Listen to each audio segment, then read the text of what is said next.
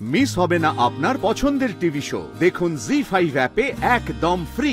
কি অদ্ভুত লাগছে আমার, শুধু মনে হচ্ছে আমি সব সময় আপনার সঙ্গে থাকব, কোনোদিনও দূরে যেতে পারবো না আপনার থেকে। কি অবস্থা ওদিকে? একদম গরম চাটুর উপর আছে না, বলছি স্বামী স্ত্রী দুজনেই চাপে পড়ে গেছে তো। চাপে পড়বে কি, চাপ ওদের উপর হামলে পড়েছে। এইটুকুই দরকার ছিল।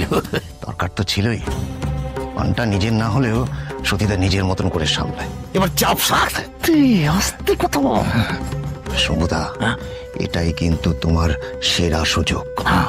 এক হাতে ওদের টাকা দাও, অন্য হাতে ওদের মেয়ে নাও। এমন একটা প্রস্তাব দেবো না, এবার রাজি না হয়ে যাই কোথায় দেখি। শম্ভুদা, আমার দিকটা। কোন দিকটা? ও অসুবিধা নেই, আমার ভাগেরটা আমি তোর অ্যাকাউন্টে ট্রান্সফার করে দেবো। ঠিক আছে ঠিক আছে, আমি চলি।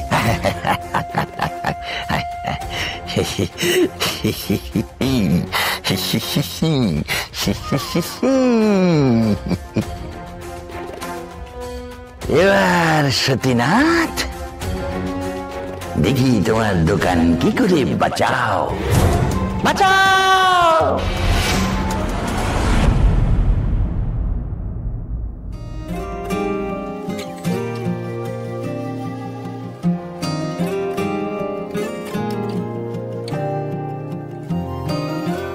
ওয়েট একটু দাঁড় করান গাড়িটা।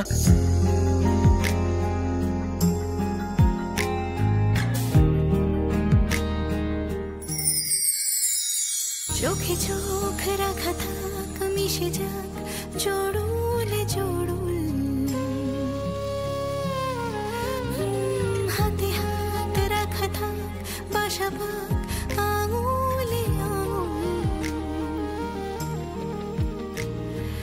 চোখে চোখ রাখা থাক, মিশে যাক জড়ুলে জড়ুল। চল। চিরদিন তুমি যে আমার, চিরদিন তুমি যে আমার।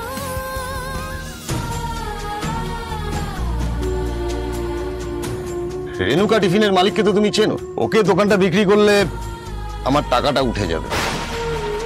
দোকানটা একবার বেচে দিলে কিন্তু আর ফেরত পাবে না সতীদা। হ্যাঁ গো, আমরা এখন কি করবো গো? তোমার রান্না হয়ে গেছে সুমি? আরে দূর রান্না, চিন্তার চোটে আমার রান্না মাথায় উঠেছে। সমস্যার কথা ভাবলে তো আর বাঁচতে পারবো না গো সুমি, আমি সবকিছু ভাগ্যের উপরে ছেড়ে দিয়েছি। তো এরকম কথা বললে কি করে হবে? একটা না একটা সুরাহা তো কিছু বার করতে হবে নাকি? কি ভাববো বলো তো, এমনিতে তো আমাদের নুন আনতে পান্তা পুরো দশা, তো এই অবস্থায় টাকা ফেরত দিয়ে দোকান ফেরত নেওয়ার কোনো ক্ষমতা আমাদের আছে? শোনো শোনো শোনো, আমার কথা শোনো। অপু তো এখন ভালো একটা চাকরি করছে, বড় কোম্পানি, তো ওর অফিসে বলে যদি কিছু লোন টোনের ব্যবস্থা।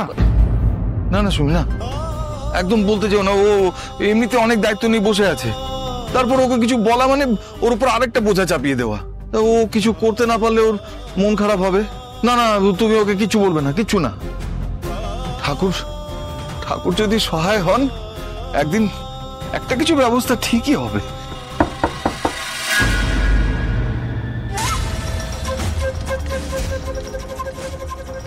ও আপনি আসুন আসুন দাদা, ভেতরে আসুন। বলছি, একটা লোককে দেখলাম ঘর থেকে বেরোতে, লোকটাকে দেখে না ভাগ্যটি খুব একটা ভালো লাগলো না। বলছি কে ওকে? ওকে ওই রথিন রথিন স্যার, অপুর বাবার দোকানের মালিক।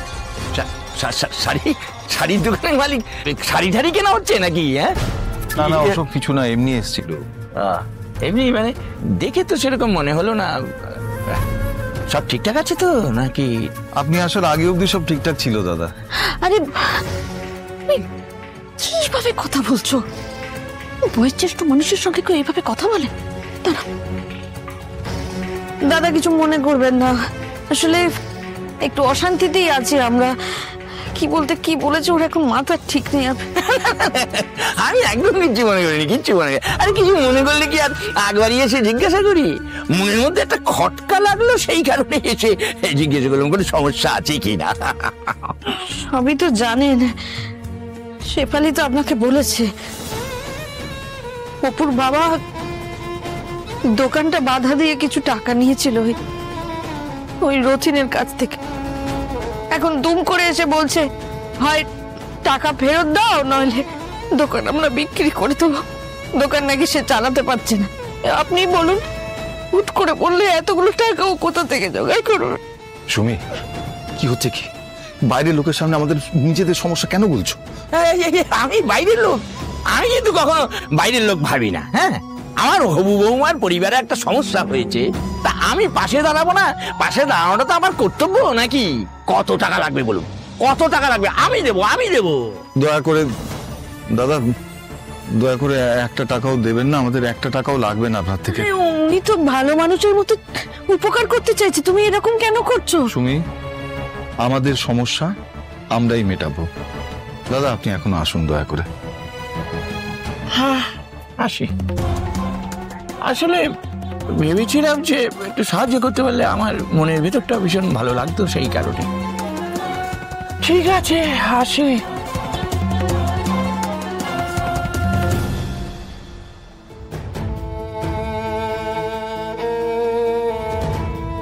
মানুষটা ভালো কথা বলতে এলো, তোমার তাতেও সমস্যা?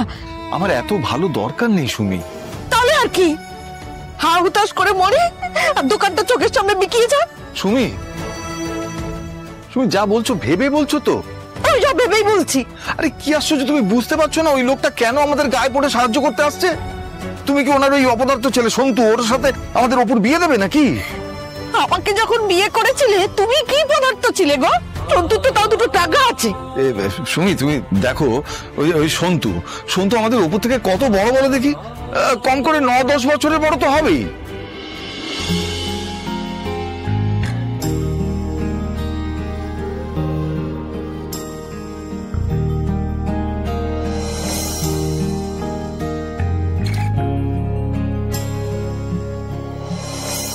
প্রথমবার যখন আপনার সাথে অটোতে বসেছিলাম তখন ভাবতেই পারিনি আপনার গাড়িতে, আপনার সাথে, আপনার পাশে বসে থাকবো।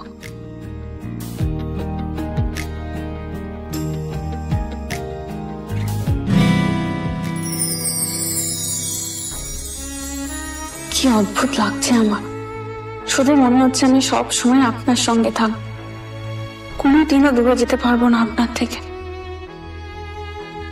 কিন্তু কেন? আমাদের বয়সে এতটা তফাৎ, তবুও আপনাকে আমার এত কাছের, এত নিজের কেন মনে হয়? জানি না, আর জানতেও চাই না। আমি শুধু জানি আপনার কাছে জীবনের সব থেকে গুরুত্বপূর্ণ জিনিস হলো বিশ্বাস, আর সেই বিশ্বাস আপনি আমাকে দিয়েছেন।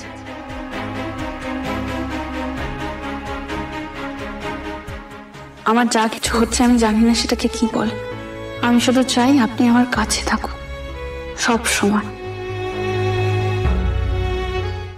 জি5 ডাউনলোড করুন আর সব এপিসোড দেখুন একদম ফ্রি।